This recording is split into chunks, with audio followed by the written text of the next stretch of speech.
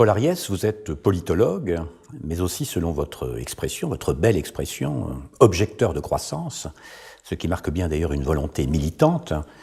Mais avant d'aller plus avant dans votre analyse critique du sport contemporain, j'aimerais savoir si vous avez été un pratiquant sportif ou un spectateur assidu. En tout cas, quel est votre rapport personnel au sport? Vous avez rappelé que je suis objecteur de croissance, mais je suis tout autant amoureux du bien vivre.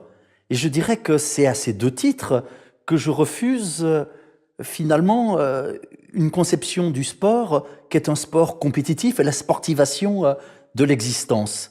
Et je dirais que j'ai arrêté d'être sportif en même temps que j'ai cessé d'être encarté dans des organisations verticales. C'est-à-dire que pour moi, c'est finalement la même logique qui me conduit à développer des activités physiques.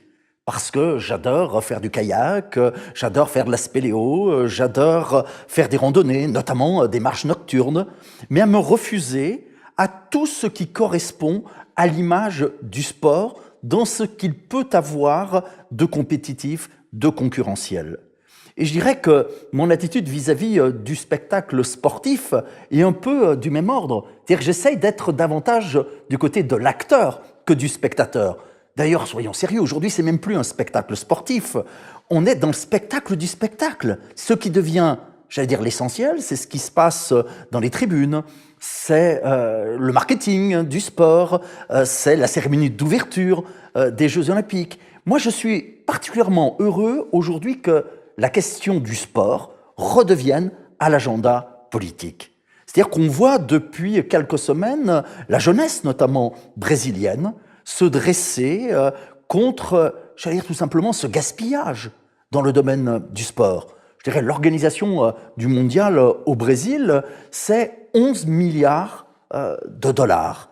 Et j'ai été regarder quels étaient les derniers grands budgets. Au moment des Jeux Olympiques de Londres, c'était 11 milliards. Au moment des Jeux Olympiques d'Athènes, 9 milliards. C'est-à-dire qu'on a le sentiment qu'on ne peut plus rien faire au-delà, au-dessous de son montant. Et si vous regardez combien la France consacre chaque année pour ses dépenses sportives, c'est entre 30 et 40 milliards d'euros. Et à l'échelle mondiale, c'est 140 milliards de dollars. Et si on compare ce montant à ce que l'ONU considère comme ce qui serait suffisant pour régler le problème de la faim dans le monde, je dirais que si on arrivait à mobiliser pendant 25 ans 40 milliards de dollars, eh bien on règle le problème de la faim dans le monde. Si on mobilise 80 milliards de dollars, on règle le problème de la grande pauvreté dans le monde. Donc parler du sport, je dirais que ce n'est pas une discussion académique. Ça renvoie effectivement à des grands enjeux de société. Et je dirais qu'il ne faut plus parler peut-être du sport comme on en parlait encore il y a 20 ans, mais il faut en parler au moment où près d'1 milliard de jeunes est au chômage, au moment où on dit que la planète est en danger. Mais vous avez assisté récemment à un spectacle sportif? Absolument pas.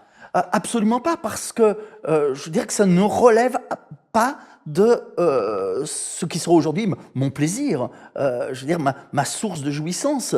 Moi, je considère que le spectacle sportif relève aujourd'hui de l'aliénation. Mais il faudrait peut-être déjà, d'ailleurs, commencer par s'interroger sur le mot même de sport.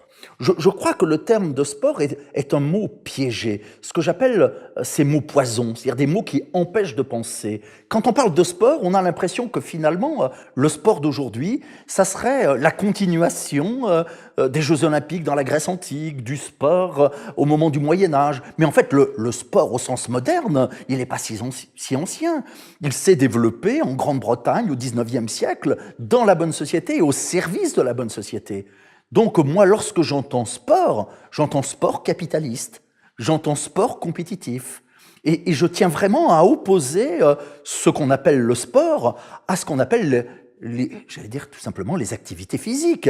Et le mot même d'ailleurs de prof d'éducation physique et sportive montre bien qu'il y a une différence. Sinon, on serait tout simplement dans la répétition, dans la tautologie. Pour aller vite, moi je dirais qu'il faut en finir avec les profs de sport, mais qu'il faut au contraire mettre l'activité physique, l'activité corporelle au centre de l'enseignement. Parce qu'effectivement, on sous-estime beaucoup trop, je dirais, ce que ce travail sur le corps, sur ce que ce travail sur la sensibilité peut apporter pour l'émancipation.